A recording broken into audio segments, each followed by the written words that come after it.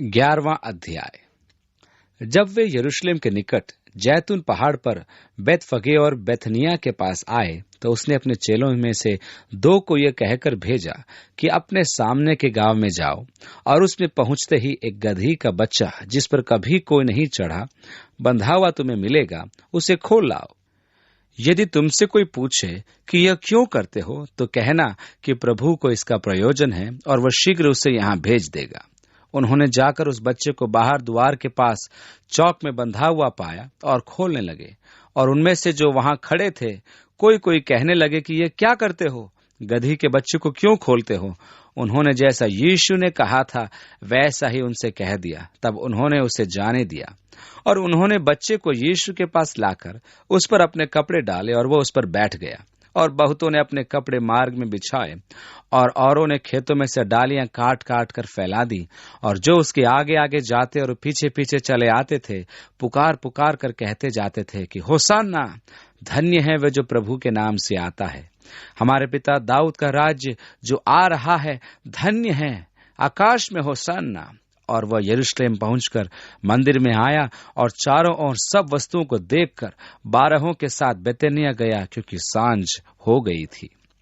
तो ये रविवार का दिन है और यीशु यरूशलेम में गधे के बच्चे पर सवारी करता हुआ आता है। इस विषय में मत्ती और लूका अपने सुसमाचार वृत्तांत में और अधिक जानकारी देते हैं। वे उल्लेख करते हैं कि किस प्रकार फरीसी शिष्यों के नारे लगाने का विरोध करते हुए कहते हैं। यहाँ प्रथम बार यीशु ने अपने लिए सार्वजनिक घोषणा की अनुमति दी।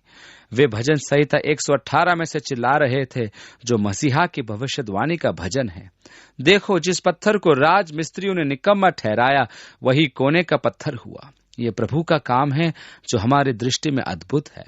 आज का दिन यहोवा ने बनाया है, हम उसमें आनंदित और मगन रहें। होशाना, धन्य है वे जो प्रभु के नाम से आता है। यही भजन संहिता 118 में है जो मसीह के आगमन की भविष्यवाणी है। फरीसियों ने कहा, इनको रोक, ये जो कह रहे हैं वो परमेश्वर की निंदा है। यीशु ने उन्हें उत्तर दिया, यदि ये चुप हो जाएंगे तो पत्थर चिल्ला उठेंगे। इस प्रकार यीशु ने जकरिया की पुस्तक उसके 9वें अध्याय की 9वीं आयत की भविष्यवाणी को पूरी की। हे सियोन की बेटी मगन हो, हे सियोन की बेटी जय जयकार कर, क्योंकि तेरा राजा तेरे पास आएगा। वह धर्मी और उद्धार पाया हुआ है, वह दीन है और गधे पर वरन गधी के बच्चे पर चढ़ा हुआ आएगा। और धर्मशास्त्र की भविष्यवाणी पूरी हुई। वो मंदिर का भ्रमण करता है और सायंकाल अपने शिष्यों के साथ बेतनिया चला गया कि रात बिताए। अब सोमवार का वृतांत पढ़िए 12वीं आयत में। दूसरे दिन जब वे बेथनिया से निकले तो उसको भूख लगी और वह दूर से अंजीर का हरा पेड़ देखकर निकट गया कि क्या जाने उसमें कुछ पाए, पर पत्तों को छोड़ कुछ न पाया, क्योंकि फल का समय न था। निश्चय ही यह अप्रैल का महीना था और अंजीर ग्रीष्मकाल तक नहीं पकते, परंतु यहाँ पहला पेड़ है जिसमें पके हुए अंजीर हैं। यदि हम वहां फरवरी और मार्च में जाएंगे तो हम पेड़ पर सबसे पहले पके हुए बड़े बड़े अंजीर देखेंगे। सामान्यतः वे पत्तों से पहले ही आ जाते हैं और तो और पेड़ पत्तों से भर जाता है, अंजीर अच्छे बड़े हो जाते हैं। यही कारण था कि यीशु ने पेड़ को हरा भरा देखकर सोचा कि अंजीर लगभग तैयार होंगे, परंतु जब वह वहां पहुंचा तो उस पेड़ में उसने फल नहीं पाए। आगे लिखा है, इस पर उसने उससे कहा, अब से कोई तेरा फल कभी न खाएगा। और उसके चेले सुन रहे थे। फिर वे यरूशलेम में आए और वह मंदिर में गया और वहां जो लेन देन कर रहे थे उन्हें बाहर निकालने लगा और सर्राफों के पीढ़े और कबूतर के बेचने वालों की चौकियां उलट दी। ये सोमवार का दिन था, शोभा यात्रा का दूसरा दिन। आगे लिखा है, और मंदिर में से होकर किसी को बर्तन लेकर आने जाने न दिया। नगर के एक ओर से दूसरी ओर जाने के लिए वहां की जनता मंदिर में से होकर जाने लगी थी, जो आम रास्ता नहीं था। वे अपना सामान भी लेकर चलते थे। यीशु ने उन्हें रोका, वह नियंत्रण अपने हाथ में ले रहा था। यह दूसरी बार था कि यीशु ने मंदिर को सुव्यवस्थित किया था। एक तो तब जब उसने सेवा का आरंभ किया था, जैसा कि यूहन्ना वर्णन करता है, और यह उसकी सेवा के अंत में उसका प्रहार उन पर था जो परमेश्वर की चीजों पर व्यापार कर रहे थे, और वह इस बात से बहुत ही अधिक अप्रसन्न रहता था। मंदिर में वे मुद्रा विनिमय करते थे, क्योंकि रोमी सिक्कों को मंदिर के खजाने में स्वीकार नहीं किया जाता था, क्योंकि उन्हें अशुद्ध माना जाता था। जब सिक्का डाला जाए तो सावधान, वो रोमी सिक्का न हो, क्योंकि वह अन्य जातियों का सिक्का था। लेकिन वेतन रोमी सिक्कों में मिलते थे और मंदिर की मुद्रा शेकेल थी, इसलिए रोमी सिक्कों को शेकेल में बदलना आवश्यक था। आप अपना दशवांश कैसे देंगे? इस काम के लिए वहां सर्राफ अपने अपने तख्त बिछाए बैठे थे। उनकी विनिमय दर इतनी अधिक थी कि जनता लूटी जा रही थी। उनकी विनिमय दर 10 से 15% होती थी। यदि आप परमेश्वर को एक कपोत चढ़ाना चाहते थे तो कोशर कपोत प्राप्त करने का एकमात्र स्थान वही था। यह गारंटी का माल था, इसे याजक मना नहीं कर सकता था। आपको यरूशलेम की सड़कों पर भी कपोत मिल सकते थे जो लगभग 7 रुपए की कीमत के थे। कपोत उन गरीब लोगों का चढ़ावा था जो मेमना या बछड़ा बलिदान नहीं दे सकते थे। अब यदि आप बाहर से एक कपोत ले आते हैं तो याजक उसका निरीक्षण करता रहेगा जब तक कि वो उसमें कोई न कोई दोष न निकाल दे और कहेगा, तुम उससे परमेश्वर को नहीं चढ़ा सकते हो, इसे लेकर बाहर निकालो। जो कपोत मंदिर परिसर में बिकते थे वे निर्दोष पाए जाते थे, क्योंकि वे दुकानें याजकों की होती थी। इस प्रकार वे सीधे सीधे उपासकों को लूटते थे। यीशु को क्रोध आ गया कि वे मनुष्य जो परमेश्वर के निकट आना चाहते थे, उनसे ये याजक नाजायज लाभ उठा रहे हैं, जिसके कारण उनके मनों में परमेश्वर के मंदिर आने की कामना ही समाप्त हो जाती थी। इसलिए उसने सर्राफ और कपोत विक्रेताओं के तख्तों को उलट दिया। 17वीं आयत में लिखा है, और उपदेश करके उनसे कहा कि यह नहीं लिखा है कि मेरा घर सब जातियों के लिए प्रार्थना का घर कहलाएगा, पर तुमने इसे डाकुओं की खो बना दिया है। मैं कभी कभी सोचता हूं कि यीशु आज की कलीसियाओं के विषय में क्या कहेगा, जिनकी योजनाओं में मनुष्य को लूटने की अपेक्षा और कुछ भी नहीं है। मैं सोचता हूं कि वह इन प्रचारकों के बारे में क्या कहेगा जो जहां यहां बैठे बैठे झूठे पत्र भेजते रहते हैं। 18वीं आयत से, यह सुनकर महायाजक और शास्त्री उसके नाश करने का अवसर ढूंढने लगे, क्योंकि उससे डरते थे, इसलिए कि सब लोग उसके उपदेश से चकित होते थे। और प्रतिदिन सांझ होते ही वह नगर से बाहर जाया करता था। सोमवार की संध्या वह नगर छोड़कर जाता है। आगे लिखा है, फिर भोर को जब वे उधर से जाते थे तो उन्होंने उस अंजीर के पेड़ को जड़ तक सूखा हुआ देखा। पतरस को वो बात स्मरण आई और उसने उससे कहा, हे रबी, देख, ये अंजीर का पेड़ जिससे तूने श्राप दिया था सूख गया है। उस काल में अंजीर का पेड़ इजराइल राष्ट्र का प्रतीक था, इसलिए यह परिस्थिति इजराइल के साथ एकदम ठीक बैठती है। आपको यीशु का वो दृष्टांत स्मरण होगा जिसमें उसने एक जमींदार का उदाहरण दिया था कि वह अपने खेत सारी संपदा अपने दासों पर छोड़कर चला गया। कटनी के समय उसने अपने दासों को भेजा कि फसल उठाएं, परंतु उन दासों ने उन्हें मारा पीटा और भगा दिया और कुछ को जान से मार दिया। अंत में उसने कहा, मैं अपने पुत्र को भेजता हूं, वे निश्चय ही उसका आदर करेंगे। परंतु जब पुत्र आया तो उन्होंने कहा, देखो, पुत्र आता है, हम उसे घात कर दें, जिससे कि हम इस खेत के स्वामी बन जाएंगे। तब यीशु ने पूछा, खेत का स्वामी क्या करेगा? फरीसियों ने उत्तर दिया, वह तो उनका नाश कर देगा। यीशु ने कहा, तुमने ठीक कहा। उसी पल उन्हें ध्यान आया कि वह तो उन्हीं के विषय में कह रहा था। परमेश्वर ने दाख की बारी लगाई और उसमें सबसे अच्छी दाखलता लगाई। उसने चारों ओर बाड़ा खड़ा किया और सिंचाई की व्यवस्था की। जब समय आया कि दाख एकत्रित की जाए, तब वहां जंगली दाख पाई गई। अब वह क्या करेगा? वह उसे दूसरों को दे देगा कि वह फल पाए। यीशु आज भी फल खोज रहा है। उसने कहा, मैं दाख लता हूं और मेरा पिता माली। प्रत्येक डाली जो फल लाती है उसे वह संवारता है ताकि वह और फल लाए।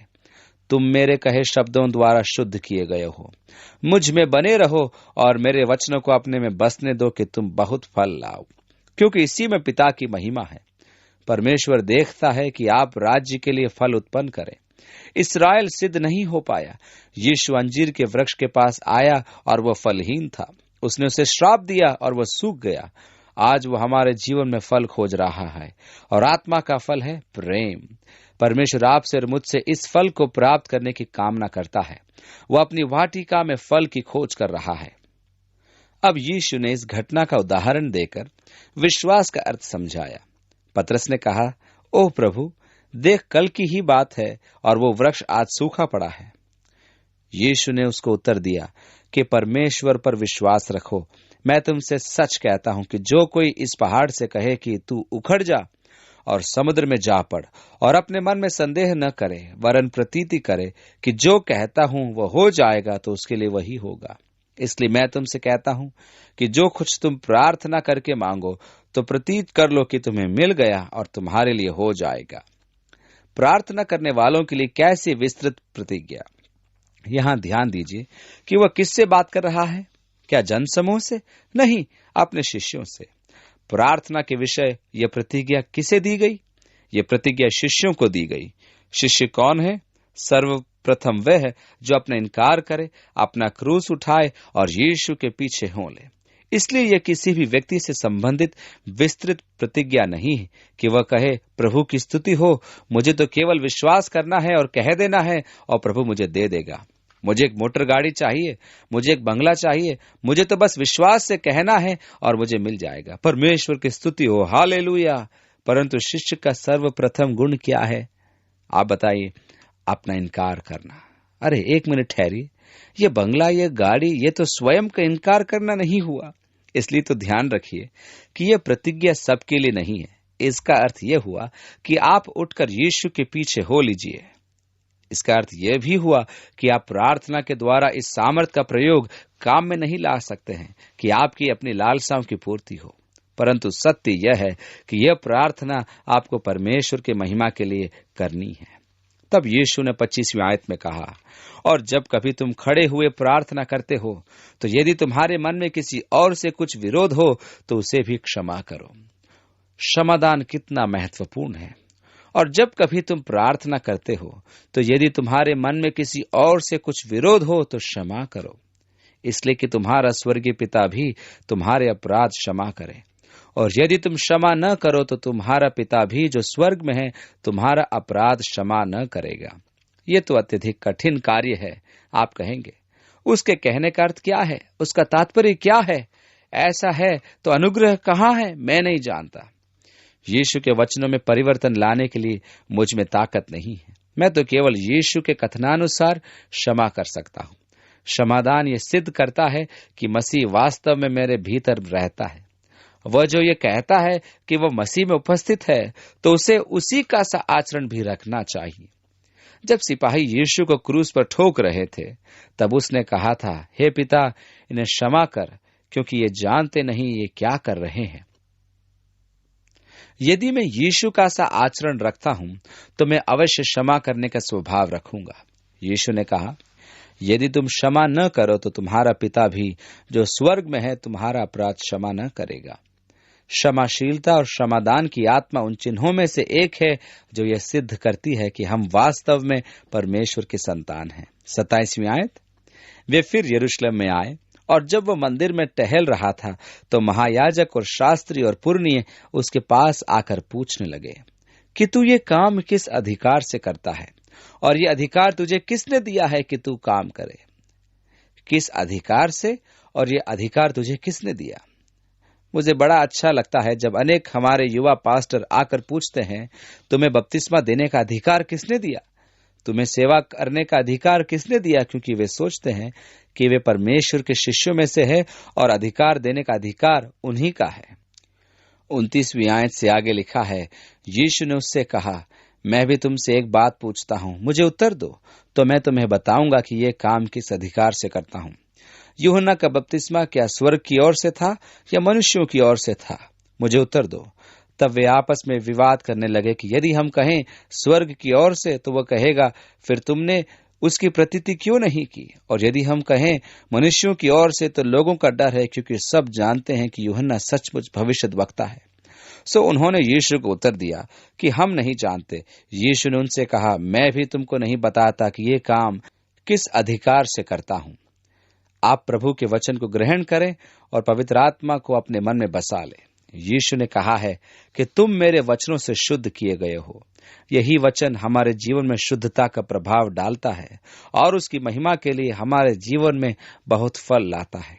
परमेश्वर आपको आशीषित करे और आपके साथ हो। अपने हाथों को अपने ऊपर रखें, आपके मन और जीवन को अपने प्रेम और आत्मा से भर दे और आप पर अपनी सहभागिता की महिमामय आशीषों की बारिश करे। यीशु के नाम में आमीन।